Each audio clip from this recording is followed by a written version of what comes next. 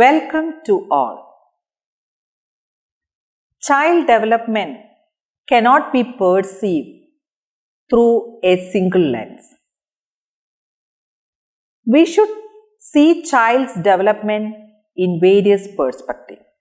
In today's session, we will discuss about the bioecological perspective in child development and its educational implication. In this video, we will discuss bioecological perspective, different layers of bioecological perspective, the interaction between the different layers in child's development and educational implications of bioecological perspective. After watching this video, you should be able to develop understanding about the bioecological perspective in child development, to classify the layers of environment that affect child's development, to examine how each layer affects the development of a child, to identify the educational implications of bioecological perspective. When we think of bioecological perspective, we have to know the context of children. Child development is conceptualized as a transactional process with an emphasis placed on the interplay of individual and context, as well as on the interactions between and among context. Bioecological perspective, it was first stated as ecological perspective, and the propounder was Uri Bronfenbrenner. He stated about the ecology of human development, and later on he found that ecology and biology is very important in understanding the development of a child. Hence the term bioecological developed. He stated that in order to understand a child's development, we have to know the interaction that is taking place between different layers of environment. He stated that there are concentric circles model of human development. In that model, the child is at the center and the context of development radiating out from the individual child's experience in proximal to distal order. Bronfenbrenner's ecological model suggests that socialization occurs in context, and the child is in the center of concentric circles which are modeled by various layers of context. Hence, we can state that to study a child, especially the development of a child, we should not look at the child and his or her immediate environment. We should study the interaction that is taking place between various layers of environment. What are the various layers of the environment? It can be classified as microsystem, mesosystem, exosystem and macrosystem. And we can see that besides these layers, there is another layer which stands away from them, that is the chronosystem. Let me discuss each layer in detail. When we look at the microsystem, we can state that this is the immediate environment of the child. Why it is known as the immediate environment? You can see what are the different structures of this environment. It consists of family, religious institutions, peers, neighborhood play area, school or daycare, health services. So, these are the different structures in the layer of microsystem. And when we look at this layer, we can see that it has bidirectional influences, which the term used by Bronfenbrenner. Why it has bidirectional influences? Take the case of family. The attitudes and behaviors of parents influence the child, and vice versa. That is, the attitude of child and beliefs of the child influence the parents. Hence, the term bidirectional influences was used by Brenner. And in order to understand a child's microsystem, we should understand the interaction that is taking place between these various layers. Coming to the family structure, we can see that there are single parent family structure, cohabitant family structure, then nuclear family structure, extended family structure, and the child who is growing up in different discomfort zones also. And among these different family structures, the nurturing setup is different. How the child feels or how the child's attitude changes, that all affects the growing up of a child. Similarly, we can see that the interaction within the microsystem typically involve personal relationships with family members, classmates, teachers and caregivers. How these groups or individuals interact with the children will affect how they grow.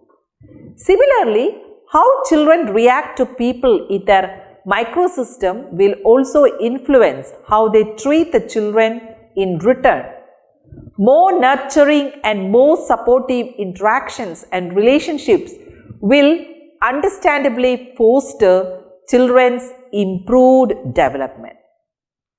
Now we will discuss the second layer, that is the mesosystem.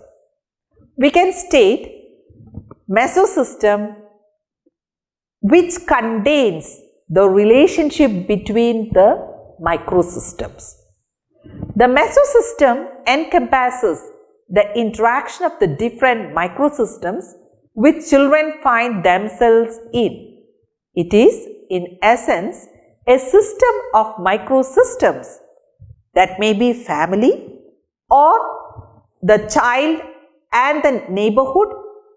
So there are different microsystems that comes under this mesosystem, and it involves linkages between home and school, between peer group and family, and between family and community. If a child's parents are actively involved in the friendship of their child, for example, they invite the child's friends over to their house from time to time and spend time with them, then the child's development is affected positively through harmony and like-mindedness. However, if the child's parents dislike their child's peers and openly criticize them, then the child experiences disequilibrium and conflicting emotions, which will likely lead to negative development.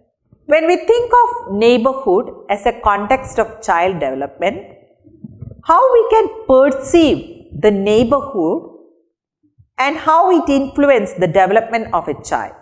Let me have a brief discussion on this point.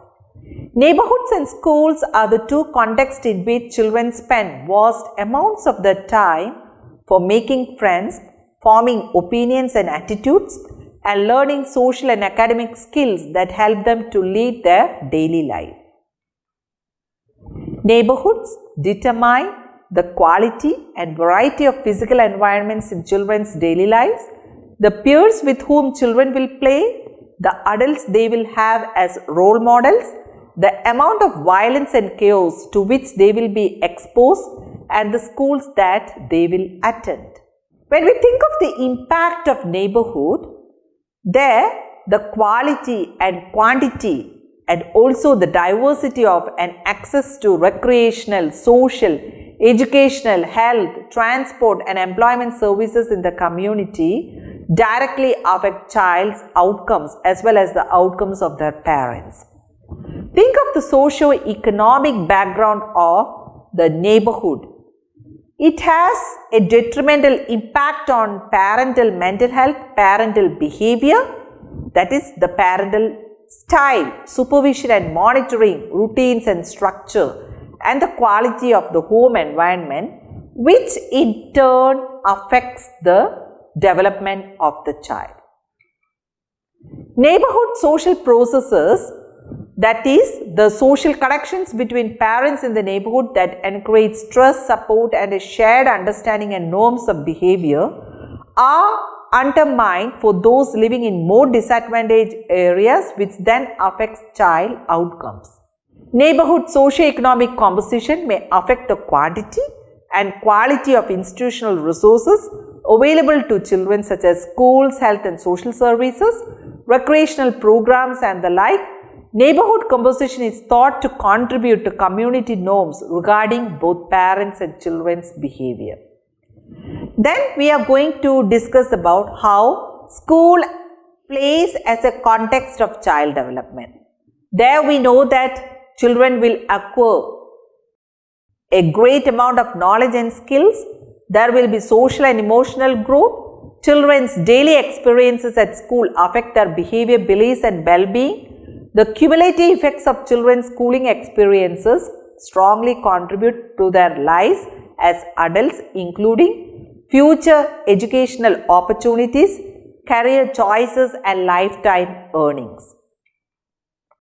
Next layer, that is the ecosystem. It pertains to the linkages that may exist between two or more settings, one of which may not contain the developing children but affect them indirectly nonetheless. Based on the findings of Bronfenbrenner, people and places that children may not directly interact with may still have an impact on their lives. Such places and people may include the parents' workplaces, extended family members and mass media. When we think of mass media as a context of child development, there I would like to quote American Academy of Pediatrics Council on Communications and Media. Because children have high levels of exposure, media have greater access and time to shape young people's attitudes and actions than do parents or teachers, replacing them as educators, role models and the primary sources of information about the world and how one behaves in it. Children in the 21st century learn and develop in the context of electronic media, and more than that, nowadays we know how much time children are spending for online learning. Increasing use of all kinds of media, then creation and use of media designed for children even aged 2 and under. And we can see that through this media, children are able to develop the habit of multitasking, in which they are using the media as well as they are doing texting on a cell phone while watching creation. Use of media platforms such as the smartphone are digital, interactive and easily transportable. And when we think how do media use affects children's cognitive development, there take the case of games. We know that through games, they will develop the attentional skills and they learn how to transfer those attentional skills to other tasks. And they develop divided attention because they want to do multitask, so they have to divide their attention to various stimuli to succeed at video gameplay. As well as this divided attention, another skill, that is spatial skills, also improve when children play video games that require visualization of spatial fields. Then the next layer, that is the macro system. It is the largest and most distant collection of people and places to the children that still have significant influences on them. This ecological system is composed of the children's cultural patterns and values, specifically their dominant beliefs and ideas, as well as political and economic systems. For example, children who are growing up in war zone areas, their experiences will be different and their developmental pattern is different than the children who are growing up in peaceful environments. They may become so aggressive, violence, some kind of fear may be in their mind. Then comes to the next layer, that is the chrono system. It adds the dimension of time which demonstrates the influence of both change and constancy in children's environments. The chrono system may include a change in family structure, parents' employment status, as well as immense society changes such as economic cycles and wars. And now we have faced the pandemic situation. How this pandemic situation affects the learning style of the children, the parents' job, how they lose the job, and how it affects the socio-economic status of the family, which in turn affects the growth of the child. By studying the various ecological systems, Bronfenbrenner's ecological systems theory is able to demonstrate the diversity of interrelated influences on children's environment. Take the case of the birth of new siblings that will create some kind of tension in the elder sibling. When the parents got divorced, that creates negatively in the mental development of the child. And when the parents were transferred, the children will affect negatively because they lose their earlier friends, they want to make more contacts, and they have to understand about the new environment. And take the case of socio-economic status also. If it comes down, it will negatively affect the growth of the child. If the parents got promoted, then the socio-economic status will improve. It will positively affect the development of the child. Now we will think what are the educational implications of this bioecological perspective. How do we prepare teachers and educational leaders to facilitate an inclusive classroom? And this perspective helps the teacher to understand the background of the learner, understanding student learning needs and styles, and teach new concepts by using student vocabulary. And more than that, we can see that the classroom is diverse in nature, so that we can integrate diverse study practices, and there occurs or emerges the need of adopting culturally responsive pedagogy, and the teacher plays a major role in determining meaning and sensitivity in the classroom. The teacher development and training also should be the thrust areas where we have to give training to them, and the thrust needs to be placed on nurturing the nurturers. And here we can say that children seek opportunities for cognitive stimulation, purposeful social exchange, emotional development, and cultural tolerance. In order to bring the needs of children center stage, we must first ask certain questions such as whom we teach, what we teach, how we teach, when we teach. And when we ask these self questions to ourselves, we know how to improve the teaching and how this bioecological perspective is very much important. Through this video, you have studied what is the meaning of bioecological perspective, what are the different layers of bioecological perspective, and how these different layers helps in the interaction of the environment and the child in their developmental process. And last, we have seen what are the educational implications of bioecological perspective in classroom situation, as well as how teachers should mold themselves according to this perspective.